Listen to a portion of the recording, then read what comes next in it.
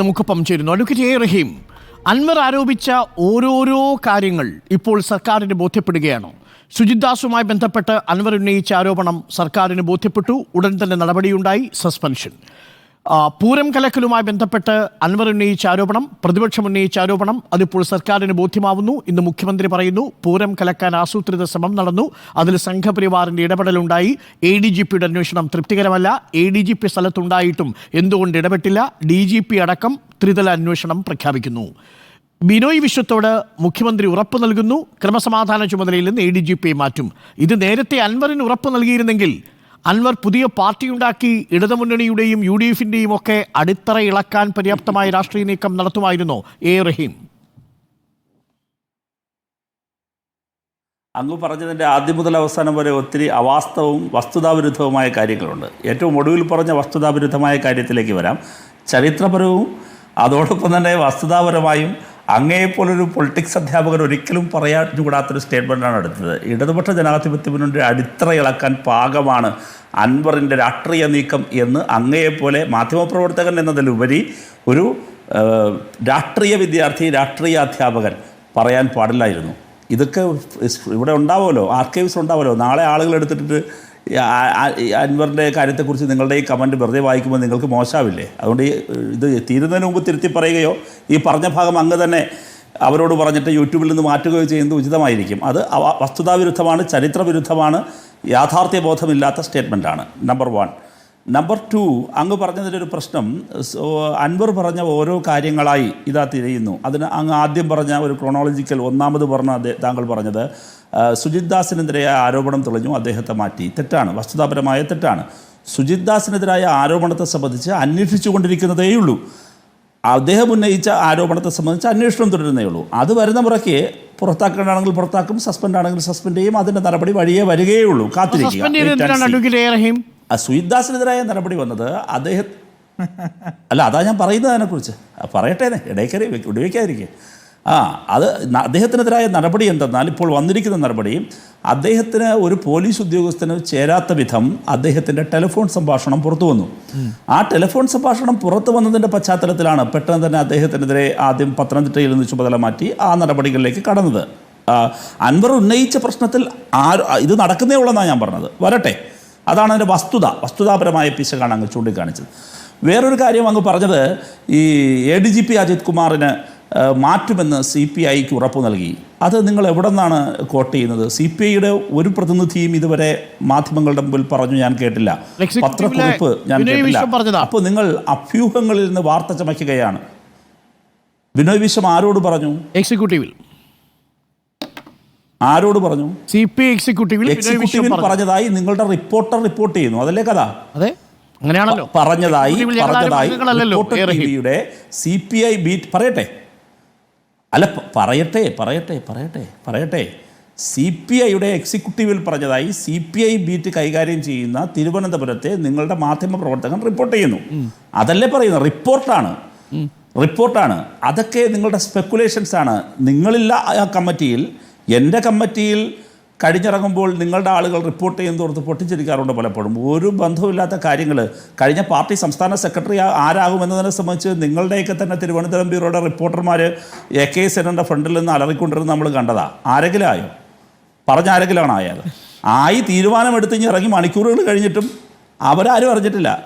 അപ്പോഴും ഞങ്ങളിഞ്ഞ് തീരുമാനമെടുത്ത് പുറത്തിറങ്ങി വരുമ്പോഴും വേറെ പലരുടെയും പേര് പറഞ്ഞുകൊണ്ടിരിക്കുക. അതൊരു കമ്മിറ്റിയെ കോട്ട് ചെയ്തുകൊണ്ട് നിങ്ങളുടെ റിപ്പോർട്ടർമാർ പറയുന്നത് വിശുദ്ധ വചനമാണെന്ന് ദയവായി എടുക്കരുത്. അതല്ല ചരിത്രം. അപ്പോൾ അത് മനസ്സിലാക്കേണ്ട കാര്യം. ഞാൻ അതിലേക്ക് വരും. ഇത്രയും കാര്യങ്ങളാണ് അങ്ങ് പറഞ്ഞ വസ്തുതാവിരുദ്ധമായ കാര്യം.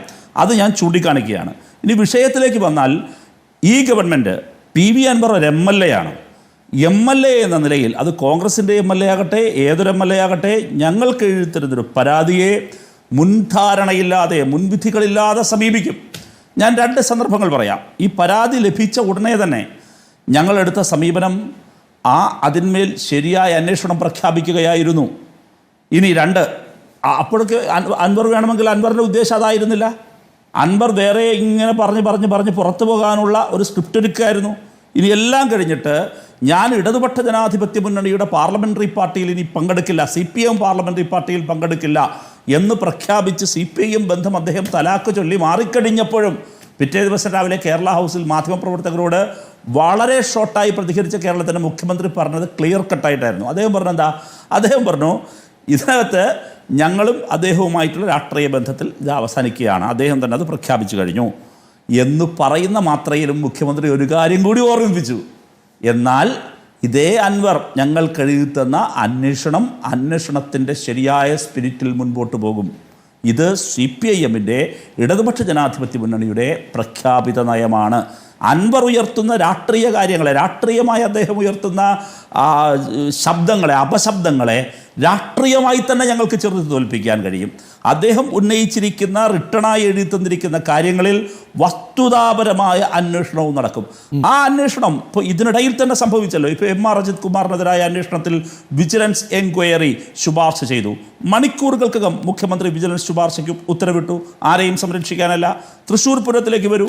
തൃശ്ശൂർ പൂരം അൻവർ ഇതെല്ലാം ഉന്നയിക്കുന്നതിന് മുൻപ് തന്നെ ഈ അന്വേഷണം, ഇപ്പോൾ മുഖ്യമന്ത്രിയുടെ മുൻപിലെത്തിയ അന്വേഷണം, അൻവർ വാർത്താ സമ്മേളനം വിളിക്കുന്നതിനും മരംമുറി പ്രശ്നം ഉന്നയിച്ച് കുത്തിയിരിപ്പ് സമരം നടത്തുന്നതിനും എത്രയോ മാസങ്ങൾക്ക് മുമ്പ്, കൃത്യമായി പറഞ്ഞാൽ തൃശ്ശൂർ പൂരം കഴിഞ്ഞ് തൊട്ടടുത്ത ദിവസങ്ങളിൽ തന്നെ അവിടെ ചുമതലയുണ്ടായിരുന്ന അങ്കിത് അശോകനെ അവിടെ നിന്ന് മാറ്റി സർക്കാർ നടപടിയിലേക്ക്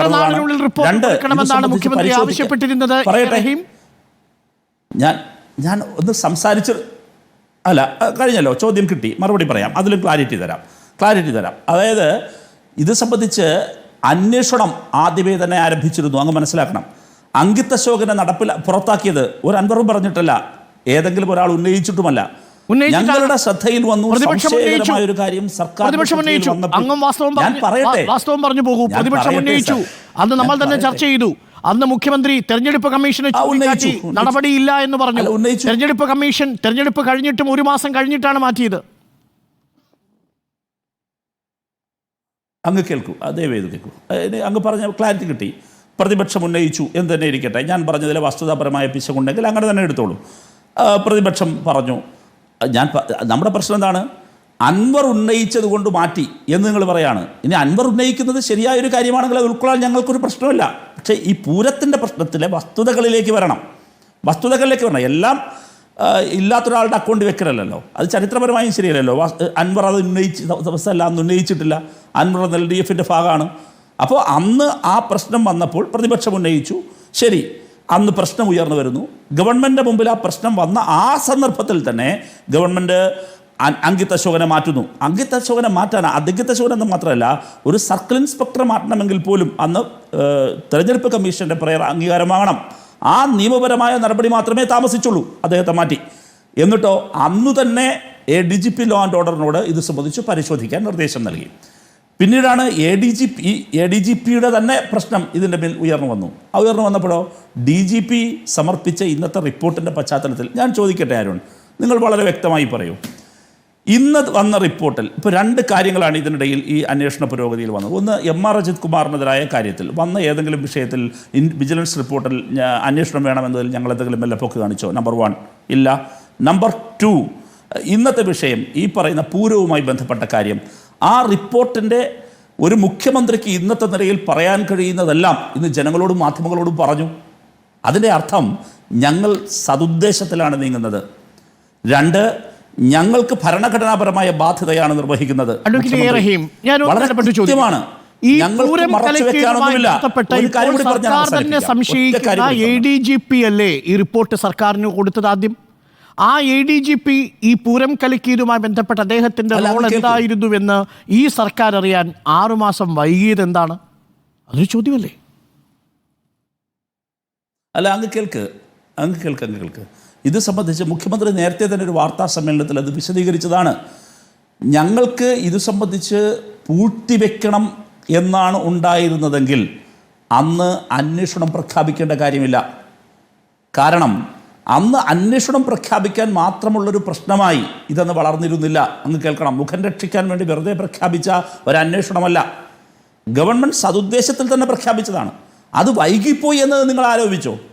വൈകിപ്പോയി, അത് ചോദിച്ചോളൂ. അത് കുറിച്ച് മുഖ്യമന്ത്രി ഒരാഴ്ചക്കുള്ളിൽ സമർപ്പിക്കേണ്ട റിപ്പോർട്ട് 5 മാസമായിട്ടും സമർപ്പിച്ചില്ല.